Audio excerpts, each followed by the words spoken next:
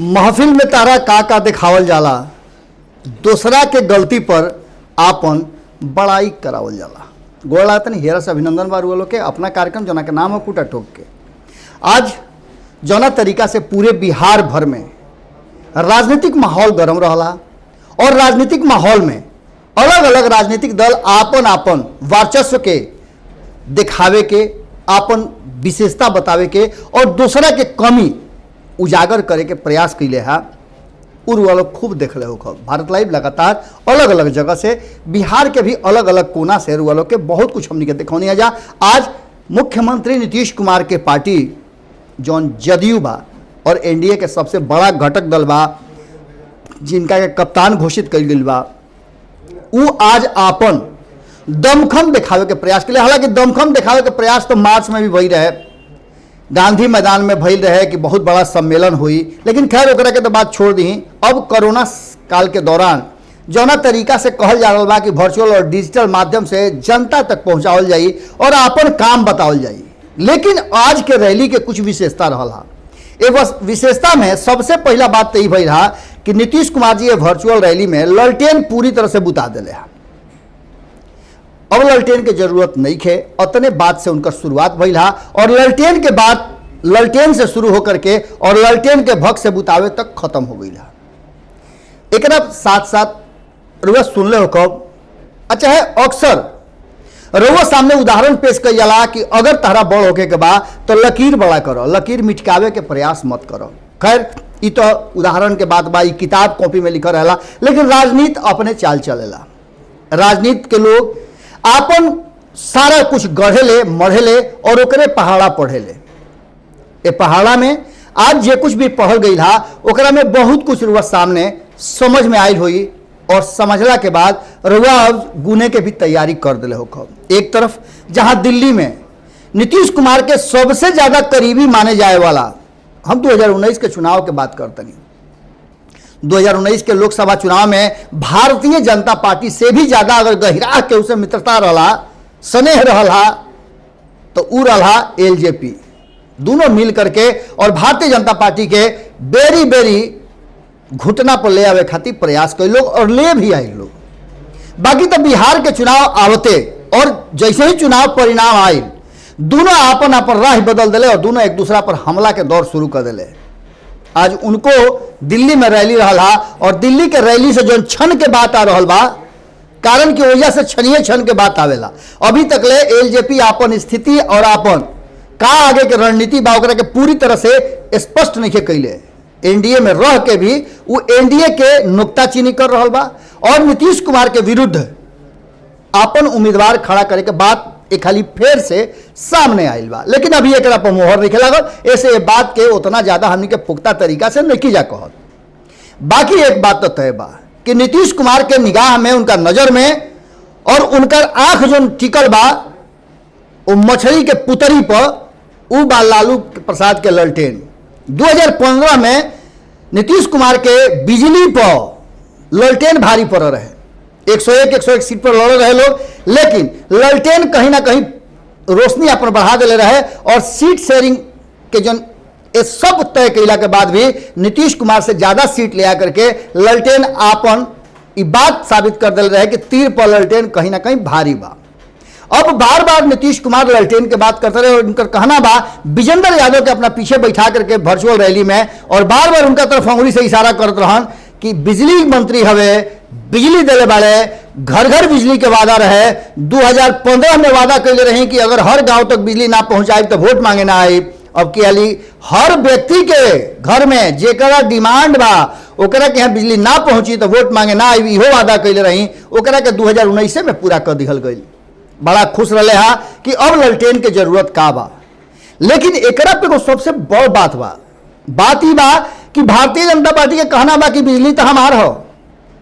बिजली पर अगर पॉइंट बढ़ावे के प्रयास नीतीश कुमार जी करत रहे तो वो होश में आ जास, कारण कि बिजली केंद्र के बात हो और केंद्र सरकार जम करके बिजली के व्यवस्था बिहार खातिर कैले बा। जौन बिहार डिमांड कैलस तो सब देवे के तैयार भइनी। बिजली मंत्री का कहते रुआ पते बा कि 2 दिन पहले बिजली मंत्री के बयान आई रहे आरके सिंह के, साफ तौर पे कहले कि भारतीय जनता पार्टी अपना बूता पर सरकार बनावे के और मुख्यमंत्री के उम्मीदवार देवे में सक्षम बा। बात समझ ली रुआ। ये वर्चुअल रैली पर नीतीश कुमार जो दिखाए के प्रयास कैले हा, अब ये हमनी के ना कह जा, लेकिन रुआ खुद भारत लाइव पर भी देख ले, नीतीश कुमार जी के जो लाइव चलत रहा ओकरो पर देख ले, कितना लोग देखत रहा। का कहे के बाद रुआ याद हुई कि एक सज्जन बड़ी अपना के समझत रहन बड़ी तेज। एगो छोट कथा बा रुआ से कहल जरूरी बा, कारण कि बे कथा बर्ता के कोनो बात रुआ जेहन में बढ़िया से आई ना। तो एगो बहुत ही तेज व्यक्ति रहन, गैलन हजाम की यहाँ और कहले कि ए बाबू, सब कोई से कहनी केहू हमार बार ना गिनल, ते कर स्पेशलिस्ट बाड़ी हमारे बरवा गिन दे। तो कहलस कि एकदम गिन दे महाराज, रुआ काहे टेंशन ले बनी, बैठी। वह छुड़ा उठौलस, फट फट काट के छील छाल के कहलस कि अब यह गिरा देनी गिनी सरकार। वह स्थिति आज भइला वर्चुअल रैली में। खाली फिर से जितना भी बात कही जाता रहा और जितना भी वादा और दावा भर रहा, पूरे बिहार भर में बड़का बड़का LED LCD का लग रहे और ओकरा में आम जनता के लोग के टारगेट दिहल रहे कि टिकट चाहिए तो लोग के जुटावो। लेकिन खैर ये सब बात भइला के बाद कितना लोग जुटल ओकर तो विवेचना होबे करी, अलग अलग जगह से आई। लेकिन विवेचना अतने बा कि नीतीश कुमार जी अपन बात कहे में कहीं ना कहीं जो बात उनका कहे कर रहा वो बात कह चुकले। और बात यह कहे कर रहा कि जब तेजस्वी यादव नो एंट्री के बोर्ड लगा दिले तो नीतीश कुमार भी बिजली के युग में ललटेन के नो एंट्री कर दी हैं।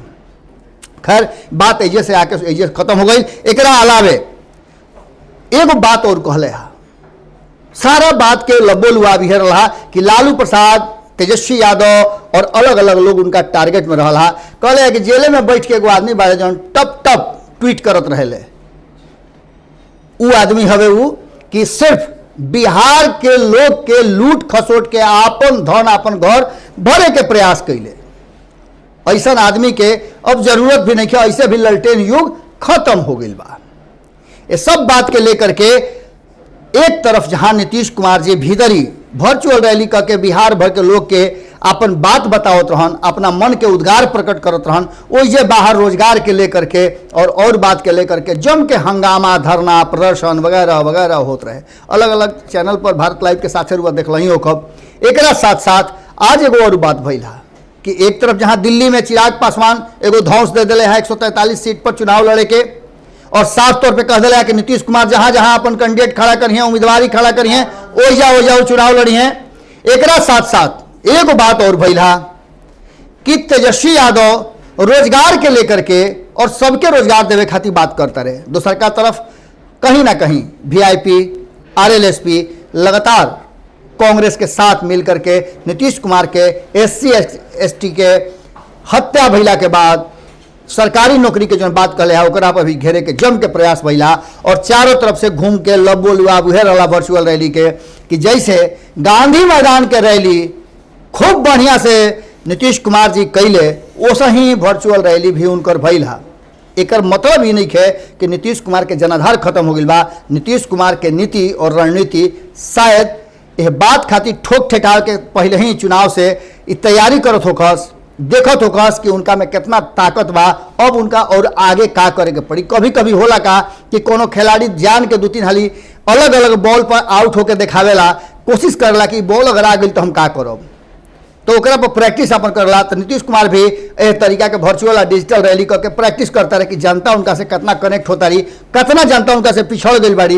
वो लोग के सब लोग के देखी हैं, नियोजित शिक्षक के बात भी सुन रही हो कब कि लगातार वो लोग के अधिकार देवे खातिर नीतीश कुमार प्रयास करता रहे। लेकिन ये सब बात के बाद एक के बात उनका लग रहा था कि सीधा तौर पे वो ललटेन से लेकर के लालू तक के बात कैले हा और अतने पर उनका इति श्री रेवा खंडे हो गई।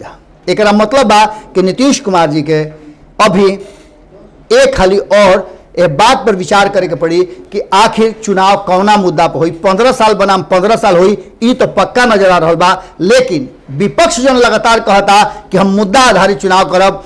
15 साल में का विकास भइल, 6 साल में का विकास भइल, नीतीश कुमार जी महागठबंधन के 2 साल में का विकास कैले और 2 साल के बाद 3 साल जौन शासन कैले ओकरा में का विकास भइल, ये सब के अलग अलग हिगरा के आम जनता के बतावस और तब जाकर के चुनाव में उतरस। वरना बिहार के जनता उनका के जवाब दे दी और ये जवाब सवाल कैसे हुई ये तो वक्त बताई। अब स्थिति बा कि डिजिटल और वर्चुअल रैली के बाद लगातार विवेचना के दौर शुरू हो गई बा और भारत लाइव भी रुआ सामने बहुत कुछ ले आइल। ए वर्चुअल रैली से का निकल के आइल रुआ लोग कमेंट बॉक्स में जरूर लिखब, कारण कि रुआ लोग लिखब तो और भी बात खुल के सामने आई। हमने लगे तो जौन बात आई तो रुआ लोग के बता देनी कि नीतीश कुमार जी के ई प्रयास वर्चुअल रैली से जुड़े के पहला प्रयास रहा और पहला प्रयास में 3 उड़ालें तितिर होला, भोजपुरी में वो कहावत पड़ुए। ई पहला उड़ान रहा, अभी 2 गो उड़ान बाकी बा। एक बाद हो सकला कि नीतीश कुमार जी और मजबूती से जौन कमी बेसी रह गई ओकरा के पूरा करस तो विपक्ष खातिर मुश्किल पैदा कर सकले। लेकिन एह रैली पर तो थोड़ा सा अतने लागल कि वायस होकर के और अपना सबसे बड़ा विरोधी ललटेन और लालू पर जम के हमला कैले है। कैसा लागल विश्लेषण रुआ बताई जरूर, कारण कि रुआ बताई तो हमरा लगे और विचार आई और जब विचार आई तो ओकरा पर शोध करब, विचार करब, मंथन करब, खोज खाज के ढूंढ ढांट के उसा फटक के रुआ सामने फिर से लेके आई। फिर कल भेंट हुई यही ठेहा पर जना के नाम है खूटा ठोक के। बाकी तो याद जरूर रखब कि वोट तो रुए देवे के बाद जनप्रतिनिधि चुनब 5 साल खातिर और 5 साल में ई वादा जरूर कराई कि रुआ खातिर का करिए, रुआ समाज खातिर का करिए, रुआ देश खातिर, प्रदेश खातिर और विकास खातिर का करिए। फिर कल भेंट होता, गोड़ लागत नहीं। बढ़ाएं अपना कदम सक्सेस की ओर शिखर करियर इंस्टीट्यूट के साथ। शिखर करियर इंस्टीट्यूट पूर्वी भारत में एकमात्र कोचिंग संस्थान जो एक्सक्लूसिवली है मेडिकल एंट्रेंस एग्जाम के लिए।